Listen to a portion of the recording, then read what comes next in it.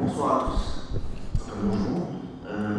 Concernant le protocole qui indiquerait qu'on reste à nos places, je suis d'accord que la fameuse estrade devant nous est dédiée aux élus, mais étant donné qu'on doit s'adresser aux élus, donc être en face d'eux, de façon critique et par respect, parce que nous avons quand même nous tenons quand même à respecter nos engagements, à respecter le temps de parole qui sera donné, les 5 minutes, mais nous n'allons pas rester là, nous allons sur l'estrade pour nous exprimer face aux élus.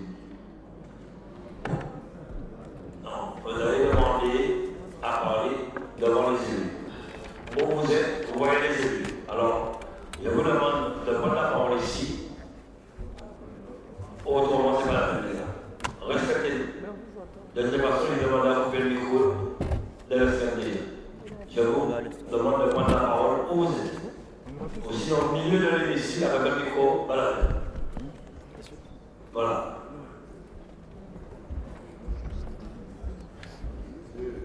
Je demande à couper le micro ici, c'est clair. Non, c'est clair. Respectez les élus quand même. J'ai fait 6 ans à l'Assemblée nationale, en bataille contre le gouvernement, en machine montée. Voilà.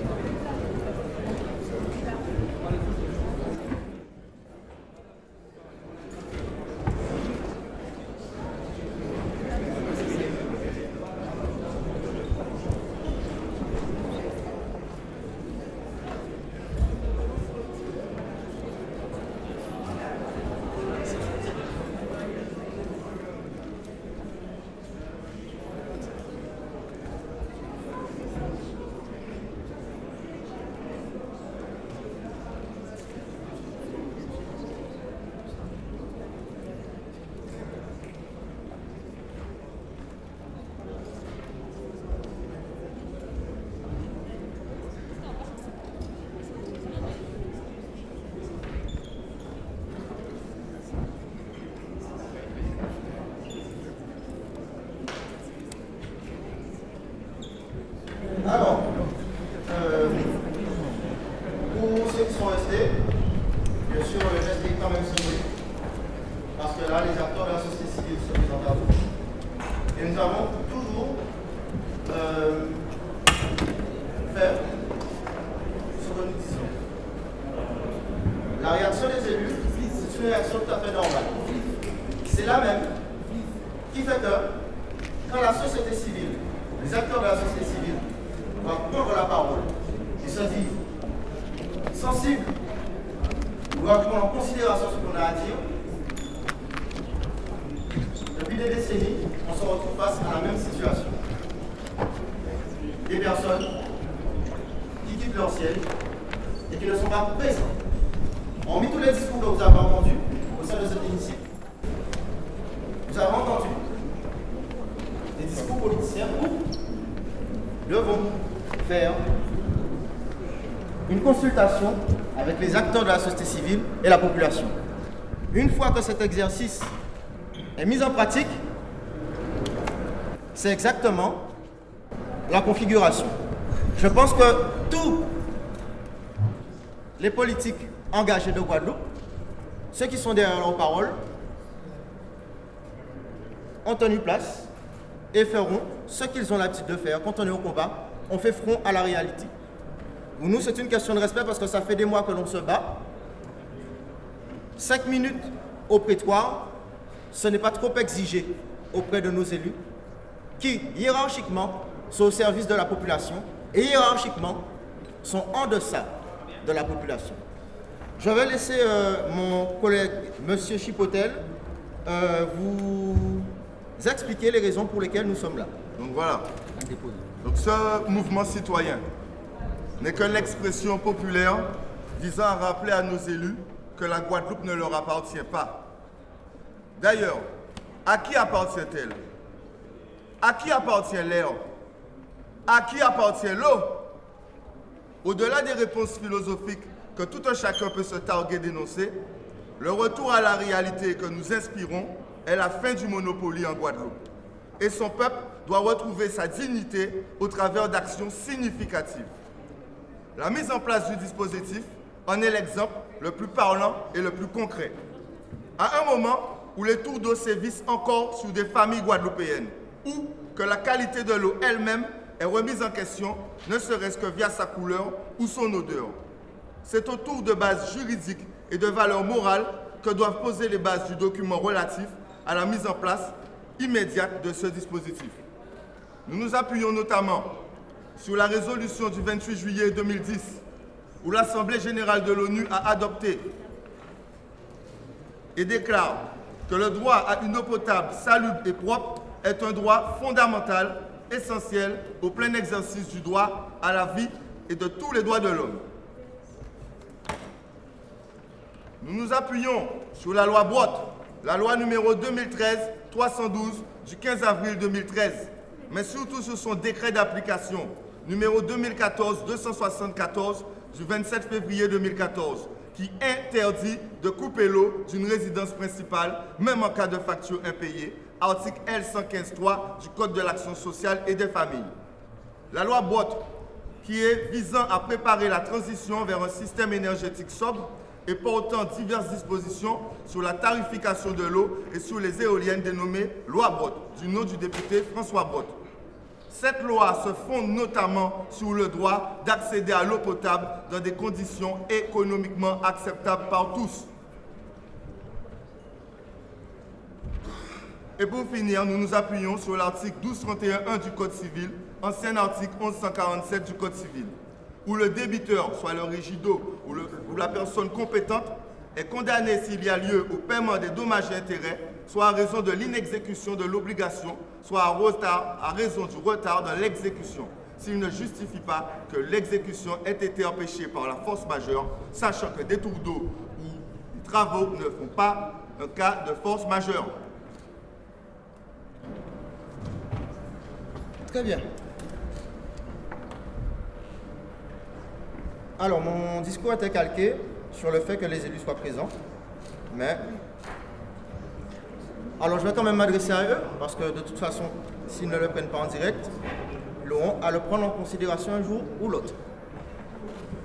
Mesdames et messieurs les élus, vous ayant reçu pouvoir d'agir au nom du peuple, le mouvement citoyen Moum Guadeloupe, dont je suis l'un des porte-parole, se présente à vous ce jour afin de vous sensibiliser en substance aux problématiques sanitaires et sociales qui touchent la Guadeloupe.